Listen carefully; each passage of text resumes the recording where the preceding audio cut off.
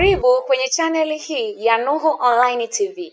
Usisahau kusubscribe, kulike na kucomment. Okay.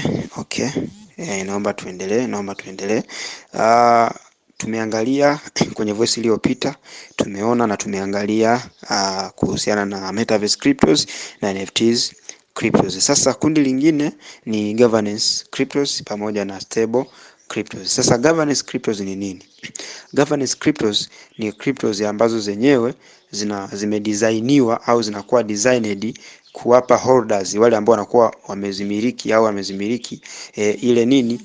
ile haki au ile right ya kufanyeje ya kupiga kula kwa mabadiliko yote ambayo yatatakiwa kutokea kwenye blockchain ya hiyo coin husika. Narudia tena hapo nielewe.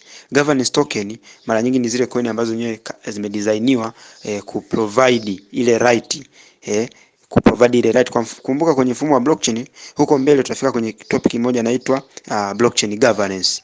Ambapo blockchain governance ni kwamba namna gani ambavyo tutakuwa tunaangalia namna gani ambavyo kwenye mfumo wa blockchain au kwenye blockchain fulani mabadiliko yanaweza akafanyeje, changes zinaweza au mfumo namna gani mfumo unaweza kuwa upgraded. Kwa mfano tulisema mfumo wa blockchain ukishautengeneza au kitu chochote ambacho ukishakiweka ndani ya mfumo wa blockchain au mfumo wenyewe wa blockchain, hauwezi ukaubadilisha, hauwezi ukafanyia mabadiliko yoyote, unakuwa kama jinsi ambavyo uliutengeneza. Lakini kitu pekee ambacho unaweza kukifanya kwenye mfumo wa blockchain ni ku-upgrade kitu fulani. Yaani kama umekiweka kitu fulani ndani ya mfumo wa blockchain, hauwezi ukakibadilisha ni kwamba kilikuwa hivi kiwe hivi, hamna, ila unaweza ukakiupgrade.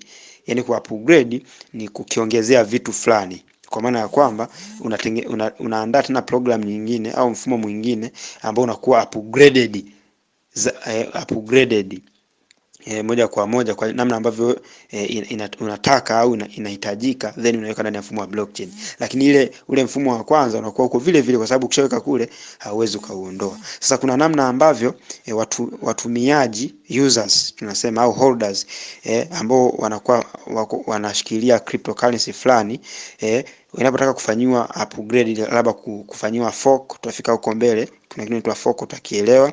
Wanapotaka kufanya changes, wale maholders, kwa sababu mfumo wa blockchain uko decentralized, wale maholders au wale wamiliki wa hiyo coin ambao wanatakiwa kufanywa changes ndio wanatakiwa kupiga nini?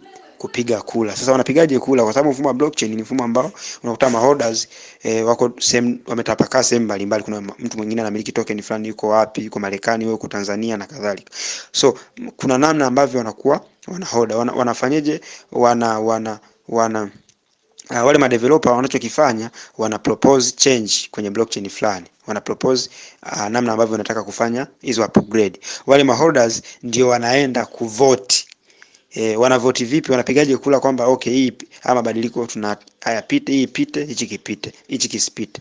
Ndio wanatumia, kuna hii tunaita governance token. Yani kwamba ni token, yani lazima uwe na governance token, ambazo hizo token ukiwa nazo unakuwa wale maholders wanakuwa wanafanya token ambazo zina provide uhuru au ile haki ya kila holders au kila mtu ambaye anakuwa anamiliki hiyo token kufanyeje, kupiga kula kwa mabadiliko yoyote au changes au upgrade yoyote ambayo inaweza kuwa inataka kufanyika kwenye huo mfumo. Sasa yule mwenye kula zinapigwaje? Ni kwamba yule na watu gani ambao wanashinda, ni kwamba yule mwenye hizo token nyingi, yani holders ambao watakuwa na coin nyingi, hizo token nyingi kuliko wengine, ndio automatically mfumo jinsi ulivyo protocol ndio inawatambua na ndio wanaweza propose zile nini change, kwamba wakisema ndio mfumo unakuwa hivyo, unakuwa upgraded.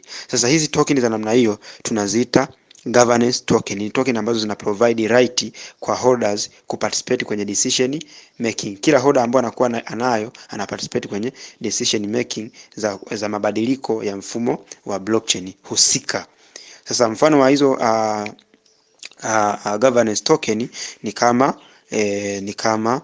kama tunasema ni kama kuna crypto inaitwa compound, kuna crypto ambayo inaitwa nini, inaitwa inaitwa Maker. Kwa hiyo hizo zinakuwa na blockchain, mara nyingi zinakuwa ni coin ambazo na blockchain inayojitegemea. Kwa mfano blockchain ya hiyo coin inaitwa Compound, ni blockchain ambayo ili mabadiliko yanapotaka kutokea kwenye mfumo huo wa blockchain, changes, labda ma developer wanataka kufanya upgrade ya huo mfumo, wale watu ambao wale holders ambao wanakuwa tayari wana hiyo Compound, wanamiliki hiyo coin ya Compound, wanaanza kupiga wanakuwa na ule uhuru wa kufanya vote. Sasa wale ambao watakuwa, au yule ambaye atakuwa anamiliki kiasi kikubwa au share kubwa, ndio atafanya zile, propose zile changes, ndio kula ambavyo jinsi ambavyo zinapigwa. Kwa mfano wa hizi cryptos ambazo ziko under governance, hizi governance token au governance cryptos, ndio kama hizo, kama Makers, Compound na nyingine nyingi. Sasa wewe unachotakiwa kujua ni kwamba hii tabia ya hizi cryptos ambazo ziko under Compound, au ambazo ziko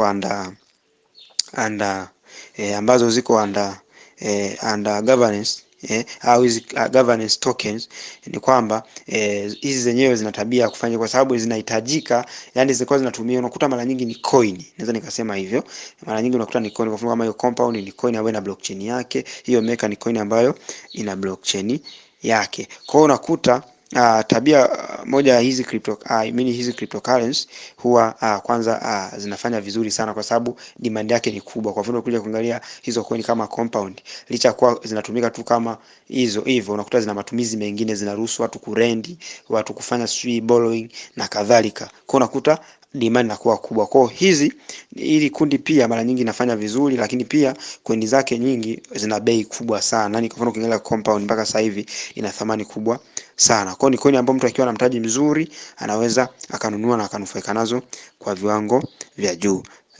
Kundi lingine ambalo nitalizungumzia hapa sasa, hili lenyewe nitaomba nilizungumzie kwenye voice nyingine, kwa sababu linahitaji attention kidogo na upate kunielewa hapa. Okay, baada ya kuangalia hii kundi la kwanza ambalo ni governance token kwenye voice hii, tuende tukaangalie kwenye voice nao kuja kundi lingine tunaloziita stable coins au stable cryptos.